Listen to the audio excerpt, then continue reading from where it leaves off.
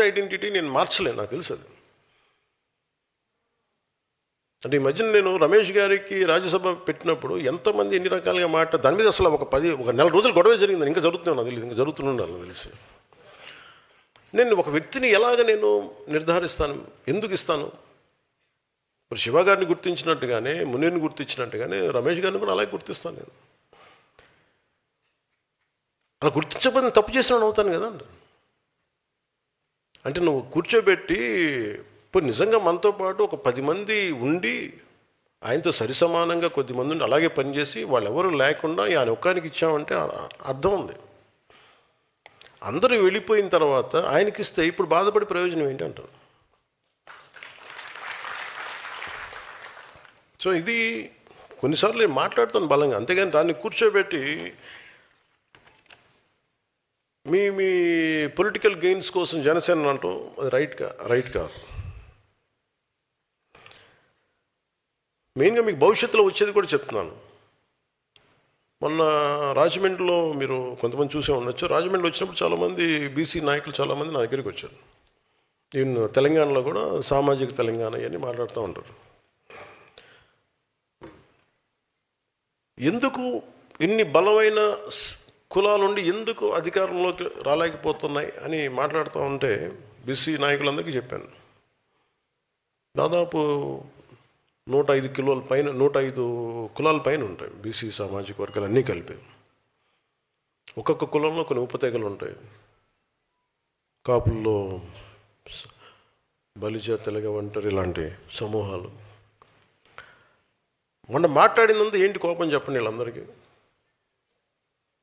మాకు సంఖ్యాబలం ఉంది, మాకు ఎవరు ఇవ్వట్లేదు అంటే మిమ్మల్ని మీరు అడిగే స్థితిలో ఎందుకు పెట్టుకున్నారు? మిమ్మల్ని మీరు ఒకళ్ళు ఇచ్చే పరిస్థితులు ఎందుకు పెట్టుకున్నారు మిమ్మల్ని మీరు? అంటే మీకు ఐక్యత లేదు. మీకు ఐక్యత లేనప్పుడు ఏం జరుగుతుంది? బీసీ నాయకులు కూడా అదే చెప్పాను.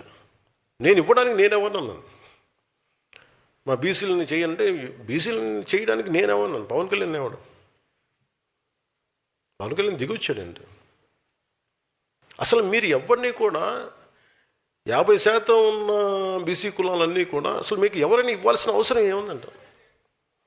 మీరు అందరూ కలెక్టివ్గా ఉంటే మీరు 10 మందికి ఇవ్వగలిగే పరిస్థితుల్లో మీరున్నారు, మీరు ఉండాలి. కానీ మీరు ఎంతసేపు దేహి అని మీరు ఎందుకు అనుకుంటున్నారు? మీరు అంటే మీకు ఏం జరుగుతుందంటే మీరు గొడవలప్పుడు మటుకు అందరికి ఏకమవుతున్నారు, కానీ నిజంగా ఎప్పుడైతే ఓట్లు రావాలో అప్పుడు మటుకు మీరు నాయకత్వం లోపం కావచ్చు, రకరకాలుగా ముక్కలుగా విడిపోయి ట్రెడిషనల్ పార్టీస్కి మీరు వెళ్ళిపోతున్నారు. ఇది రీజన్. అది తెలంగాణ కావచ్చు, ఆంధ్ర కావచ్చు. ఇప్పుడు దామోదరం సంజయ్ గారు నేను పదే చెప్తున్నాను, ఆయన దళిత కులానికి చెందిన నాయకుడు, గొప్ప నాయకుడు. ఆయన నాయకుడు అనేవాడు ఎలా ఉండాలి? అన్ని కులాలకి ఆమోదయోగ్యమైన నాయకుడు, అంగీకారయోగ్యమైన నాయకుడు కావాలి. అది మిగతా కులాలు కూడా సాధించగలగాలి.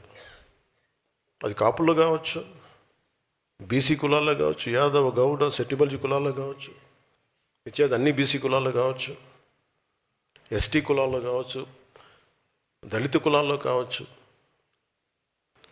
అది వచ్చిన రోజునే చాలామంది నాయకులు ఇప్పుడు తెర వెనక్కి కూర్చోబెట్టి ఇప్పుడు మీరు కనుక మీరు బలపడితే మీకు వైసీపీ లాంటి పార్టీ మీకు అవసరం ఉండదు. నాలాంటి తిట్టాల్సిన అవసరం కూడా మీకు ఉండదు. నాలాంటి ఇన్సిగ్నిఫికెంట్ అయిపోతాడు. నిజంగా మీరు అలాంటి స్థాయికి ఎదగాలని మనస్ఫూర్తి కోరుకుంటున్నాను ఈరోజు, మనస్ఫూర్తిగా. అంటే ఎందుకు మీకు చెప్తున్నానంటే, ఇది అధికారానికి దూరంగా ఉన్న అనేక సామాజిక వర్గాల గురించి అందరూ ఎప్పుడు మాట్లాడుతూనే ఉంటారు, ఇందాక చెప్పినట్టుగా. కానీ వారికి నిజంగా సాధికారత వైపు అడుగులు వేస్తున్నారా లేదా, లేక వారు అసంతృప్తితోనే రాజకీయ మూలధనంగా మిమ్మల్ని ఉపయోగించుకుంటున్నారా? నేను కులాన్ని రాజకీయ పెట్టుబడిగా నేను పెట్టను.